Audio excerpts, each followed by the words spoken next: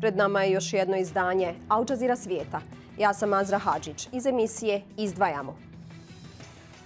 Dvostruke standarde u reakcijama svijeta na rat u Ukrajini i rat u Gazi posebno osjeća djevojka palestinsko-ukrajinskog porijekla koja svakodnevno protestira na ulicama SAD-a. Rat u Gazi najsmrtonosniji sukob za djecu u savremenoj historiji. Preživjela se bore s traumama. Oštar pad ulaganja u izraelske tehnološke kompanije. Rat u Gazi jedan od razloga. Fatima je Palestinka koja živi u SAD-u. Roditelji, otac Palestinac, a majka Ukrajinka, ljekari su koji u Gazi spašavaju živote. Svakodnevno se suočava sa strahom da bi kontakt s porodicom bio posljednji. Uprkos tjeskobi, ona neumorno protestira na ulici, podižući svijest o teškoj situaciji u domovini. Kaže da je posebno bole različite reakcije na njen aktivizam za Palestince u odnosu na aktivizam za Ukrajince pogođene ratom. All their tax dollars are funding the genocide of my family and of the people in Palestine.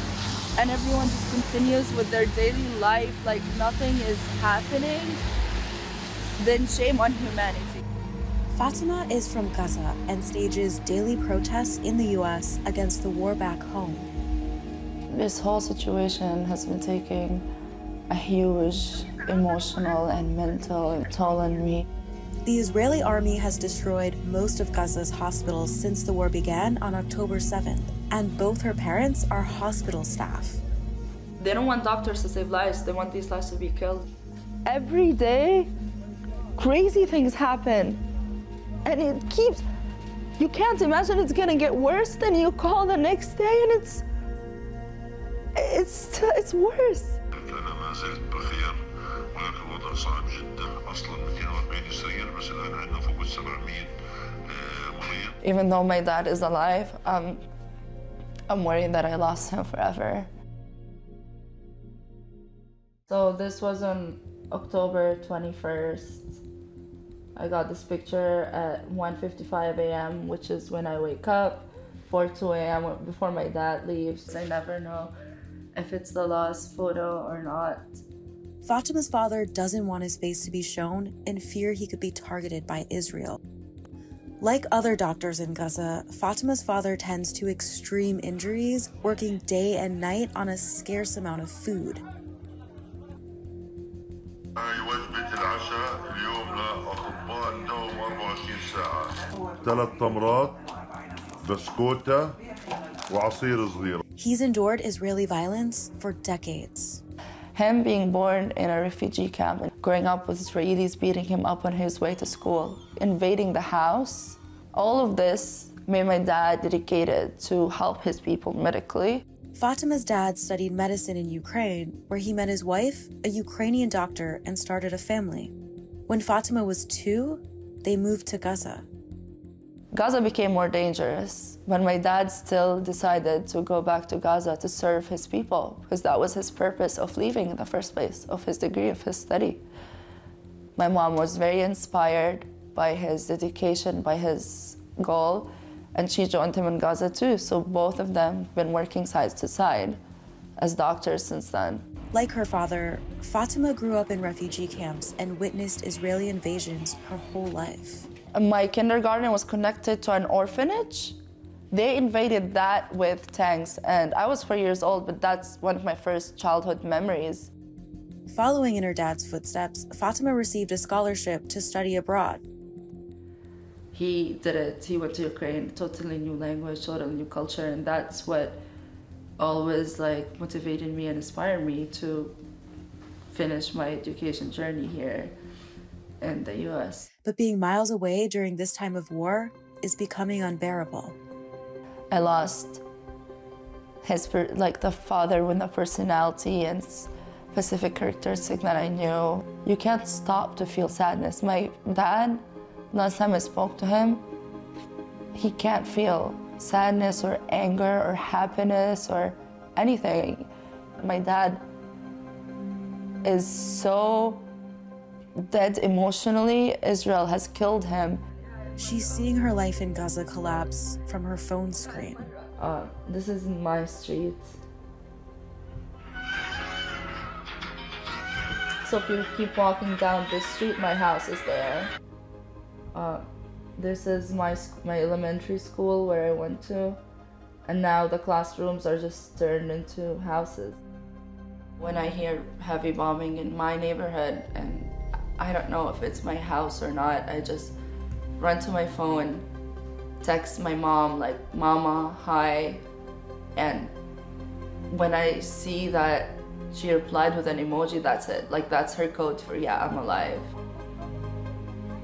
Inshallah, tab. Fatima says she has already lost cousins. She has family members who, like many other Palestinians, fled south in hopes Egypt will open its borders. But now, Israel has expanded its invasion to the south, trapping Palestinians even further. يعني انتم ماشيين صاروا يضربوا على الناس؟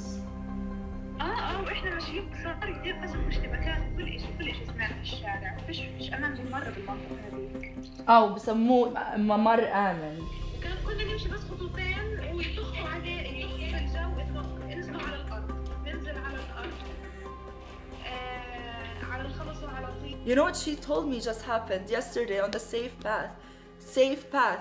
They were walking back, and then every 20 minutes, they would make them stop whenever they would see mud and tell them, go down, sink in it, lay down. My cousin and her mom and her brothers, they're like playing with us like we were some toys, humiliating us in every way. What kind of psychopathic, criminal, monster, terrorist do you have to be to think, how can I keep torturing them? Like, I just found out this story. We used to be a very cheerful family. Like, we'd kind of throw a huge celebration out of nothing, and then we would just celebrate and be happy. Right now, all of our videos is just grief, crying, sadness. Fatima is doing everything she can to help her family, miles away in Gaza. Today, she's staging her own protest as she does every day. For me, it's a moment of standing up for my brothers and sisters in Gaza and Palestine. It's also not dissociating myself from being there, since I'm mentally there and just physically here. But this can be risky. Being half Ukrainian, Fatima has noticed different reactions from Americans toward her activism for Palestinians versus Ukrainians affected by war. We've all seen the double standard that the world has been reacting to when it came to Ukraine, and now when it's coming to Gaza. And that's ultimately disgusting. The world doesn't really care for us, and it also turned out, it was proven that it's not about human lives, it's about the political game. It's dangerous, but the people in Gaza are in danger too. We get a lot of haters. Yeah, it's fucked up. If they're choosing to close their eyes, I'm gonna shove it in their face on their way to work, on their way to their restaurant. To hopefully they will. Thank you. Oh, thank you so much. Thank you guys for being out here. I just feel like even like small demonstrations and like moments of solidarity are so important. So thank you so much. Yes. And y'all, it's cold, so I wanted y'all to get some food. Yeah. Thankfully, more supporters than haters. And I think, and I could see the difference throughout the weeks, this is a sign that our work is working. Back home, Fatima's making a bracelet for a city council member who's advocating for Gaza's ceasefire. When the genocide first started, there were days I'm just on the couch like a zombie. I wouldn't even get up or shower or anything, like looked. But what got me up from that is the work I'm doing. It's the butterfly effect. It's literally in psychology, butterfly effect. The smallest things could change. So every day when I hold my sign, when I make this bracelet, give it to someone, it's their daily reminder. Her main hope for the future is simple. To have one family photo. I showed you guys a lot of photos, but it's never one when we were all together.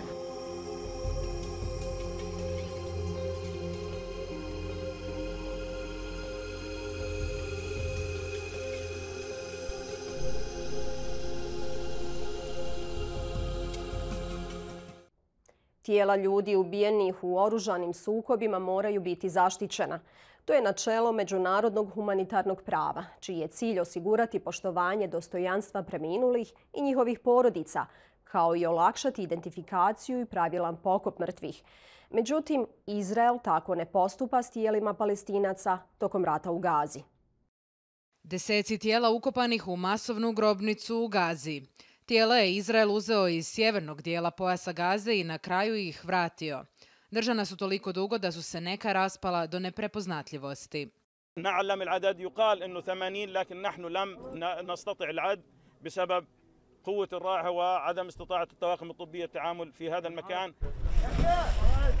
U 11. mjesecu je Izrael vratio još 110 tijela, također u stanju raspadanja. Prema Ženevskoj konvenciji, tijela se trebaju vratiti neoštećena. Even if we heard the claim by Israel that it collected his bodies to check if they were bodies of hostages, but the way that they were returned and the way that they were taken obviously shows. Tijela u masovnoj grobnici ispred bolnice Kemal Adwan oštetili su izraelski buldožeri. I tijela koja su tu bila mnogo duže također su oskrnavljena. Ovo groblje u Džebaliji na sjeveru pojasa Gaze uništeno je tokom izraelske kopnene ofanzive. They are holy sites and they should be protected. Human rights law sets clear obligations to protect these sites and what we have been seeing is the complete opposite. Sve ovo pak nije nova pojava. It's certainly a long-standing pattern, the deliberate desecration of cemeteries. And we saw this on an almost systematic pattern after 1948.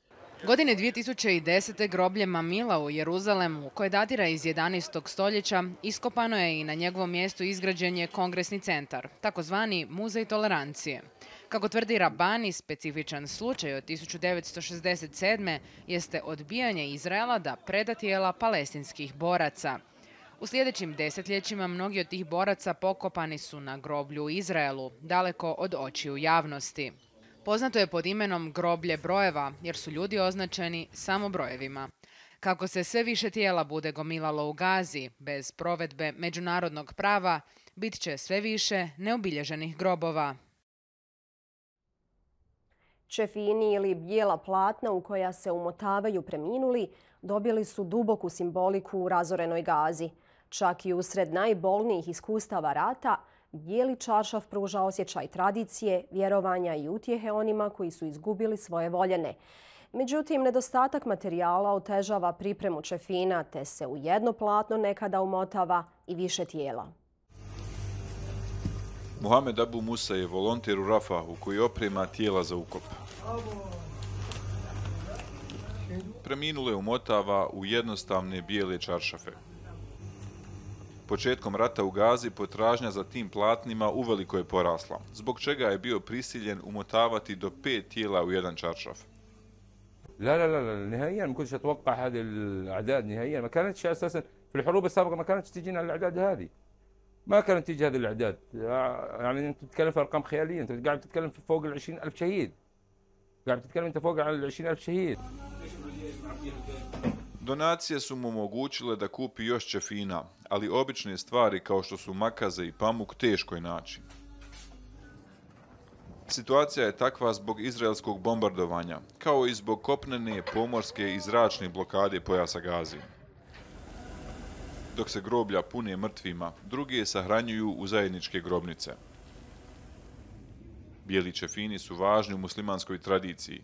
Sada su postali simbol palestinskog bola i borbe.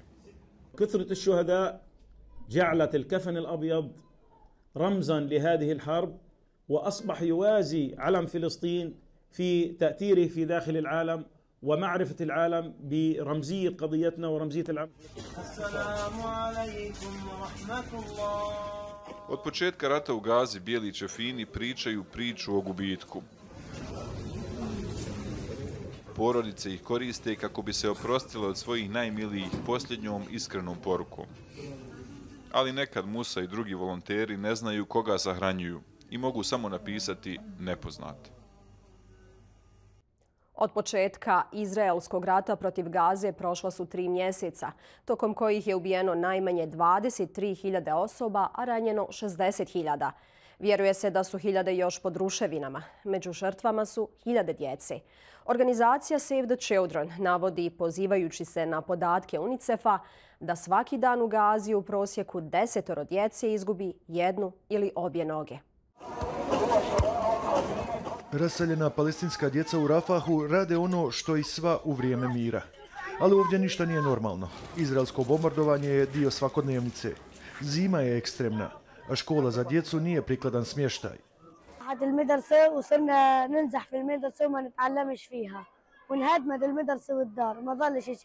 وأنا بتمنى أرجع للأساس وللمعلمين. نتحدث عن عام دراسي مجهول. يفترض إنه اليوم ننهي الفصل الدراسي الأول ونبدأ في الإجازة الشتوية وننطلق بعد أيام للفصل الدراسي الثاني, ولكن بسبب الحرب.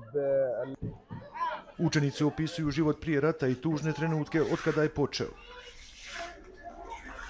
قبل الحرب كنت عادي طالب عادي مجتهد برتب على دروسي بحضر يعني لدروسي برتب برنامجي عادي بقرا بدرس مع المدرسين بيحبوني كطفل يعني مثالي عشان نتعلم وندرس, ولكن للأسف اجى علينا حرب واجى الاحتلال دمرنا كل شيء, دمر مستقبلنا فخلانا في المدارس.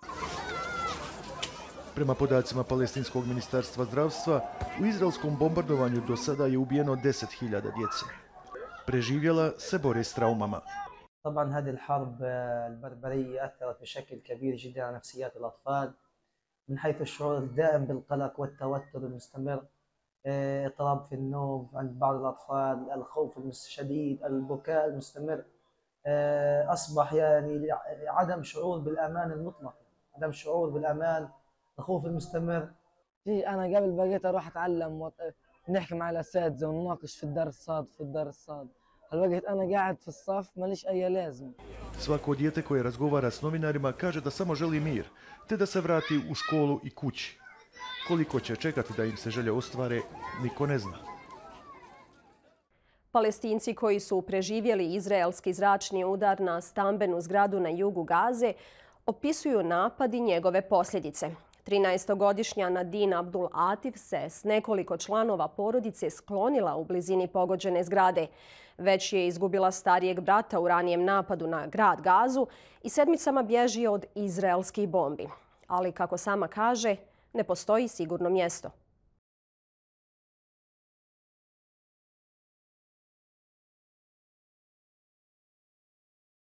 We were in Gaza and we didn't know what to do because they were threatening house after house after house in our area to leave their place. A house was bombed next to our house and my house was completely destroyed and even my brother was martyred. I didn't know what to feel about that, but then my mom said that we have to go to the Wusta. There's no more choices. We need to leave because it's dangerous out here. We went to Rafah, and from Rafah we stayed 2 days there, not knowing where to go. We slept in people's houses. We didn't know who they are. So we stayed there, and the house that we stayed in, we thought it was good, and we found shelter finally. A house next to it was bombed, and the house went crazy, and the windows broke. What was I supposed to do? My brother was shaking. I was shaking. I was scared. I didn't move from my place because of how terrified I was. Here were women, children, and men and young boys. There are many beds and many pillows that you can see here, and many clothes of children and women. And all of those people were killed here.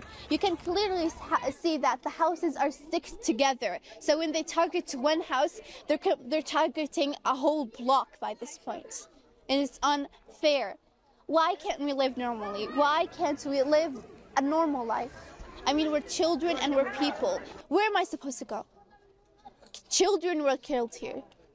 26 people were killed here. I'm terrified. I'm scared, and the thought of me being killed or my other brother being killed just crossing my mind repeatedly. I already lost my older brother. I can't lose my younger brother. I have no one left. no one to look up to.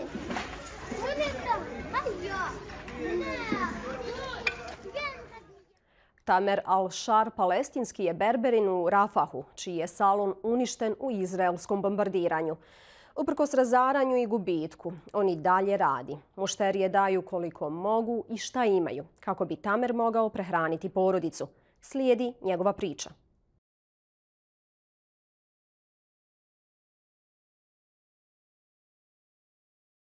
وخلال العدوان الإسرائيلي تم قصف منزل ابن عمي أبو فراس الشاعر، وأنا هيني في الصالون تضررت، وهي شغال على الصالون وبدنا نحاول نعيش زي باقي الناس. وتم استشهاد يعني جميع الأفراد من أولاد عمي، والله يرحمهم جميعا إن شاء الله. ورغم الآلام وهينا موجودين ونواصل عملنا وإن شاء الله خير، ربنا يجيب في الخير إن شاء الله.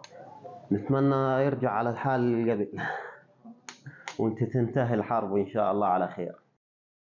Za pojedine Palestince u Gazi umjetnost je postala jedini oblik izražavanja i bijega od surove stvarnosti. Svojim radom pozivaju na pravdu i okončanje rata. U nastavku priča o slikarici koja pokušava ostaviti trajan utjecaj. Amal Abu al-Sabah ima 26 godina. Slika na ruševinama koje su ostali iza izraelskih zračnih udara na Rafah na jugu pojasa Gaze. Ruševine zgrada koje su Palestince nekada zvali domom postale su njeno platno. وأنا طبعاً ما بحثت عن مناطق سليمة لم يصلها الدمار، ولكن أبحث عن بيوت مدمرة كان يحوي المدنيين الآمنين وتم قصفهم وتم انتشال أكثر. Amal je prisilno raseljena iz centralnog dijela pojasa Gaze. Izbjegla je kako bi preživjela još jedan dan, ali odbila je ostaviti svoje kistove. Odlučna je da kroz svoj rad nastavi prikazivati otpor Palestinaca, pretvarajući njihovu mračnu stvarnost u obojeno sjećanje na nekadašnji život. قررت أنا إنه أرسم هذه الجدارية بتعبيرها بجميع الألوان التي سأوصل بها الرسالة هذه القوية والرسومات التي تعبر بها هذه اللوحة كما تشاهدون. Dok Amal završava svoj mural pod nazivom Gaza 2024, nada se da će, kad rat jednom stane, ljudi Palestine moći početi iznova i obojiti svoje živote nekim veselijim tonovima. Izraelska tehnološka industrija zabilježila je oštar pad u ulaganjima sa 29 milijardi dolara u 2021. na 7,3 milijarde prošle 2023. Istraživači za to krive više faktora, od rastućih kamatnih stopa, antivladinih protesta, ali i rat u Gazi. Od inovativnih startupa do cyber dronova i špijunskog softvera. Tehnološke kompanije su pokretačka snaga izraelske ekonomije već duže od decenije. Međutim, veći njen dio ovisi o međunarodnim ulaganjima. Izraelski ekonomista Alex Koman kaže da tamo gdje je novac stekao kao voda prije 2 godine, sada presušuje. Much of the high-tech sector are people who got experience in the military, particularly in cyber, but also if you think about drones, missiles. So what happened is that now that the war started, a significant amount of developers were pulled back into the military. So that had some impact, and especially now that the high tech is recovering globally, I hope the same would happen here. Podaci startupa Nation Policy Institute pokazuju da su ulaganja u visokotehnološke kompanije u padu od kako su dostigla vrhunac 2021. Tech companies make up the largest economic output in Israel. In 2022, it accounted for around 18% of GDP and around half of all exports. But it relies heavily on foreign investors who are increasingly spending less. In 2022, investments in tech startups plunged by almost 50%. And in the 3 months since the war on Gaza, it again plunged by almost 50% compared to the same period the year before. U izvještaju Ministarstva za inovacije za 2023. stoji da su mnogi faktori doprinijeli usporavanju. Izraelska ekonomija pretrpjela je udarac tokom pandemije COVID-19. Globalni lanci opskrbe usporili su od početka rata u Ukrajini, što je dovelo do gubitka kapitala u Izraelu.